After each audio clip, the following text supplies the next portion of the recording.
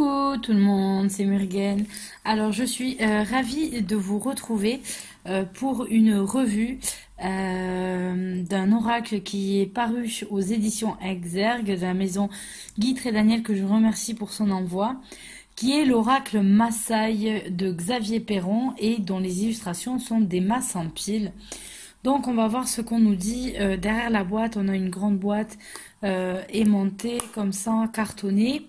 Donc on nous dit: les Maasai, peuple premier emblématique d'Afrique, considèrent que la terre, l'univers et tout ce qui nous environne est sacré. L'oracle Maasai vous apprendra à vous relier à Nkai, la déesse mère ou conscience universelle, afin de découvrir votre réalité sans concept ni dogme, au-delà des apparences. Chacune des 52 cartes magnifiquement illustrées ouvre l'accès à votre moi supérieur pour vous libérer des limitations mentales et vivre en complémentarité, c'est-à-dire en équilibre. Dans le livre d'accompagnement, vous trouverez la signification des cartes ainsi que de précieux conseils pour interpréter vos tirages.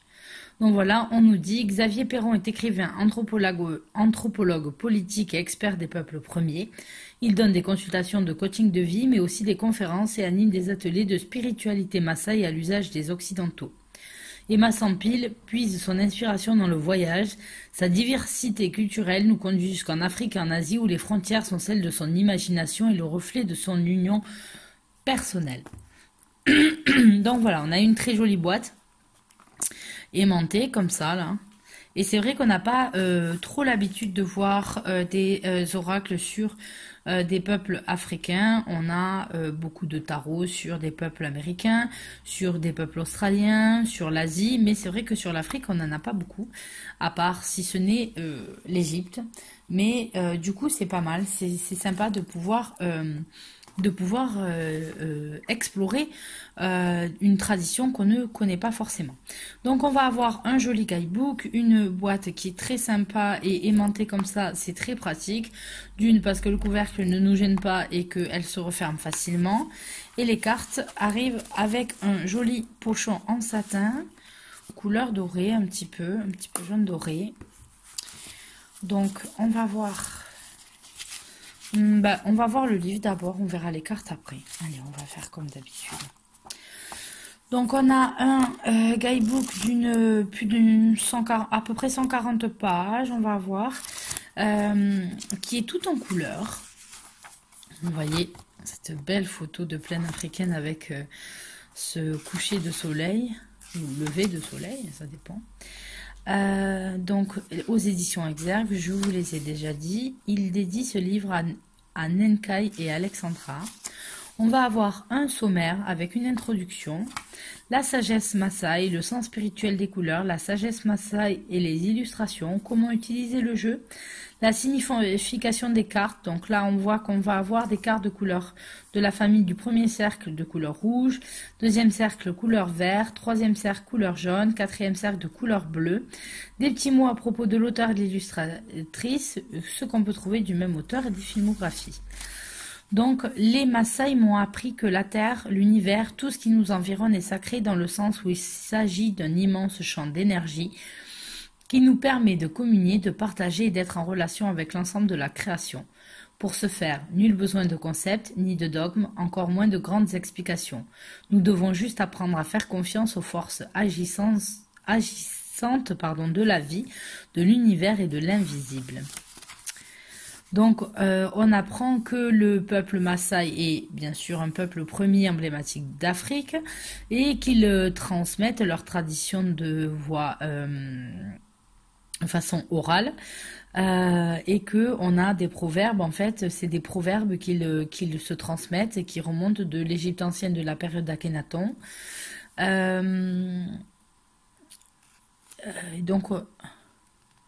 Donc là, il va nous expliquer qu'il a eu des enseignements, ce qu'on lui a transmis à lui, et qu'il va essayer de nous le retransmettre. J'essaye de lire un petit peu, de vous expliquer, sans tout vous faire découvrir aussi, que vous puissiez découvrir par vous-même quand même, si vous aviez le jeu. Donc il nous montre un petit peu ce qu'ils ont comme conscience. Par exemple, la terre-mère, la terre est ce qui est... qui est fécond, qui va être la déesse mère en fait avec la pluie qui en fait est comme le liquide amniotique qui tomberait sur la terre pour faire germer la vie. Et le ciel en fait va devenir un immense utérus sacré. Donc voilà, il y a toute cette conception là de tous les effets de la nature, la terre, la pluie, l'eau, etc. Euh, vous avez un petit peu tout le sens qu'il donne à la vie. On nous dit que le terme Maasai dérive du mot. Alors il y a deux L M-A-O. Donc le mot Mao, je sais pas, qui signifie les jumeaux, faisant précisément référence à leur spiritualité fondée sur l'observation et l'expérience que toutes les choses sur Terre et dans le cosmos sont reliées entre elles pour former des paires d'éléments complémentaires, une interaction vitale et par conséquent une dualité inséparable. Donc ensuite, on va avoir le sens spirituel des couleurs. Donc il nous dit qu'il y a 52 proverbes dans l'oracle et ils sont rangés par couleur. Le rouge va être l'initiation, le vert la joie, le jaune la difficulté et le bleu va être l'unité. On nous dit que chez les Maasai, tout est représenté par des cercles, la forme de leur village, la forme de leurs bijoux, leur rituel, tout se passe en fait par cercle. Et ce sont en fait des cercles qui vont s'embriquer ou être concentriques. Oula, j'ai du mal à sortir les mots, dis donc, aujourd'hui. Alors, ce qui est sympa aussi, c'est qu'on apprend que les illustrations qui ont été faites par Emma Sampiel vont venir illustrer le proverbe qui est donné. Et ce qui est original, c'est qu'on apprend que l'illustratrice n'est jamais allée de sa vie en Afrique et elle a attrapé les énergies en fait de ces proverbes et elle va laisser aller son esprit voyager et pour nous transmettre quelque chose qui se rapproche de l'art africain, etc. Donc c'est plutôt bien. Alors comment utiliser le jeu, on ne nous dit pas de règles, hein. Vous faites confiance à ce que vous ressentez quand vous avez envie d'utiliser le jeu et ça j'aime beaucoup, j'aime bien qu'on nous dise, même si c'est comme ça qu'on le fait, c'est de dire on est libre de faire comme on veut quand on fait les cartes, on est libre et ça c'est très important. Donc le premier cercle de couleur rouge consiste à vous mettre en permanence en quête du bon ordre, c'est-à-dire à vous connecter à une énergie supérieure, à un plan supérieur de conscience, une force intelligence, à une conscience universelle, à une grâce secrètement enfouie qui vous assiste en toutes circonstances, le Enkai. L'idée est de mieux recevoir la force du féminin sacré, source de vie au plus près de la sensibilité de la fragilité, face au perpétuel mouvement de la vie pour vivre en harmonie. Donc on va avoir les représentations des cartes. Donc le nom de la carte va être le proverbe, j'imagine, en Maasai. Donc Merumoroyu, je vais m'arrêter là parce que les pauvres, je vais leur gâcher, je vais leur pourrir leur langage. Donc on va éviter de parler Maasai, on va regarder plutôt la traduction. Tu ne peux pas presser la déesse en lui donnant un coup de coude.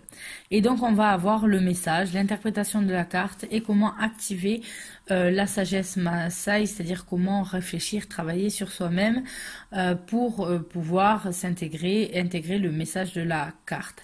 Donc là, par exemple, on comprend bien que le proverbe est en rapport avec la patience.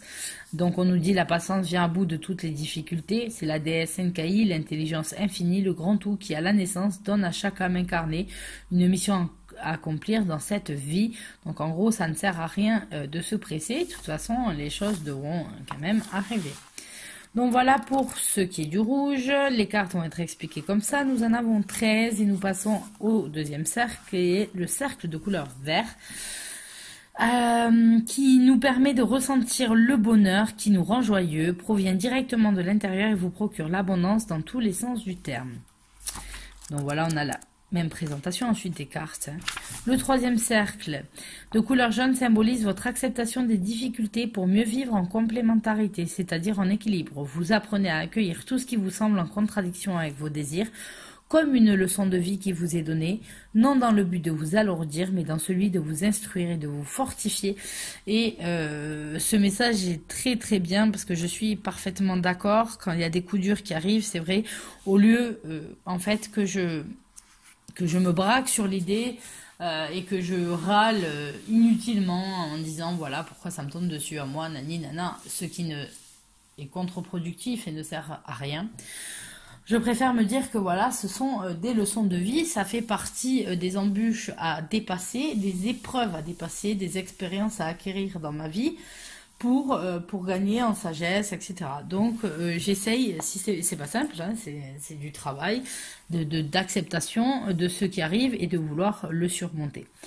Le 4e cercle de couleur bleue vous permet d'avancer vers un objectif de vie, le vôtre, en pleine conscience. Il vous amène subtilement et irrésistiblement à mobiliser toutes les forces qui sont en vous autour d'un point central, votre jardin intérieur, mais aussi votre destinée. Petit à petit, avec votre cible bleue, toujours au plus près de votre cœur et de vos pensées, vous libérez du poids de l'indécision et rentrez dans le monde réel. Donc voilà, et ensuite, on a...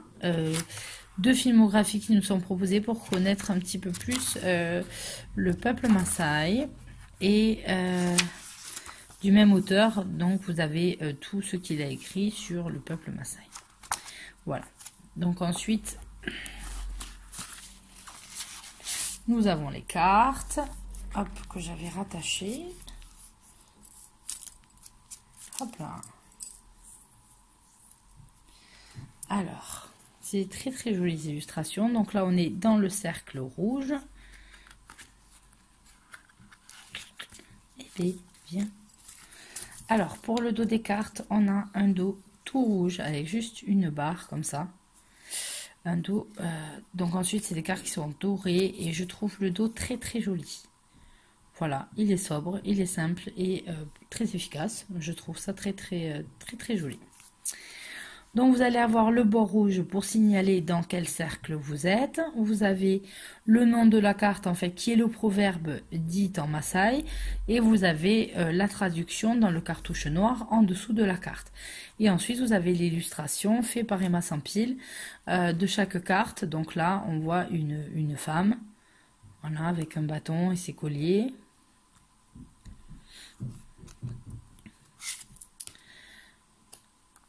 Ô ma déesse, apporte-moi de l'ombre, mais pas celle de l'arbre.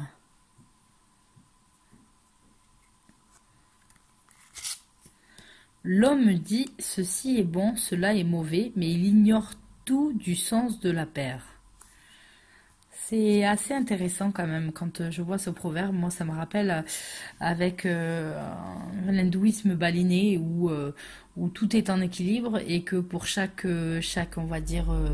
Dieu ou personnalité céleste, il doit y avoir un démon qui existe pour conserver cet équilibre. Et là, c'est le sens de la paire. Et donc, je m'aperçois que dans un peu tous ces peuples anciens et ces croyances anciennes, et notamment ce peuple qui est en fait un des peuples très très anciens d'Afrique et donc qui partage une sagesse ancestrale, on retrouve un petit peu ce style d'idée. Alors là, on a un magnifique perroquet. Il n'existe pas d'oiseau qui ne chante le matin. Les Maasai et la déesse sont égaux et égales.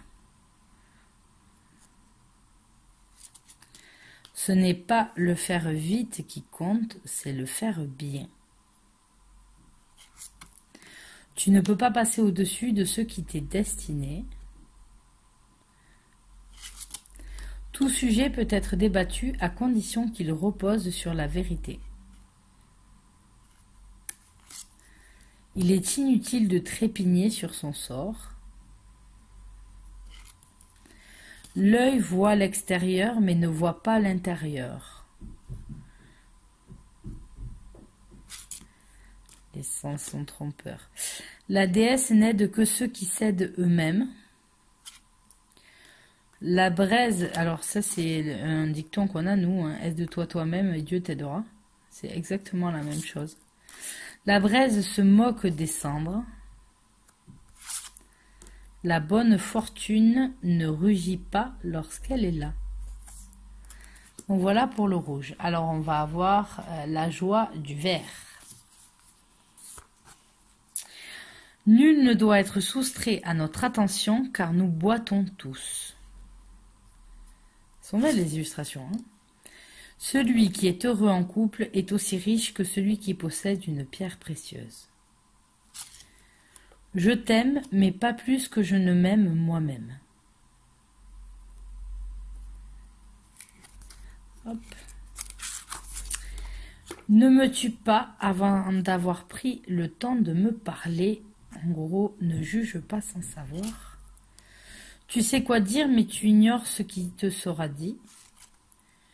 Nul n'est le favori de personne. Elle est magnifique celle-là.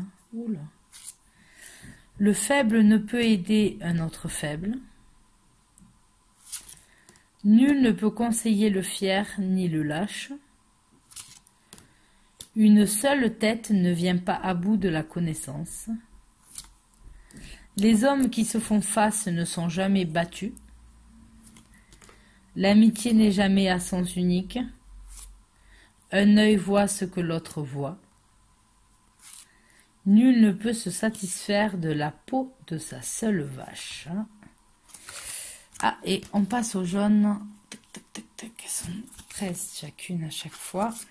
Dans chaque famille, dans chaque cercle. Alors, les jaunes, ça va être les peurs, c'est ça?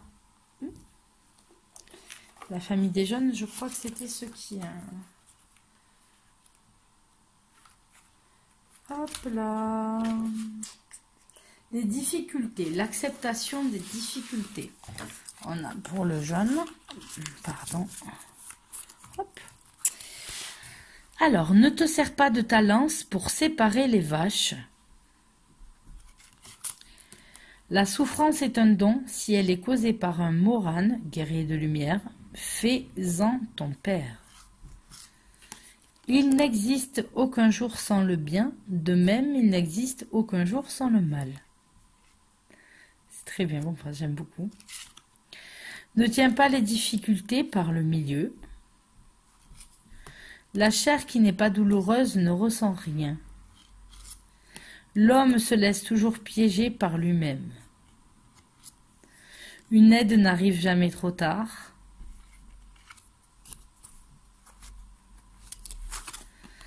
La terre entière aura beau brûler, il en restera toujours quelque chose. Je le possède aujourd'hui, demain ton tour viendra. Seules les difficultés nous font avancer. Malheureusement, ça c'est la triste histoire de l'humanité.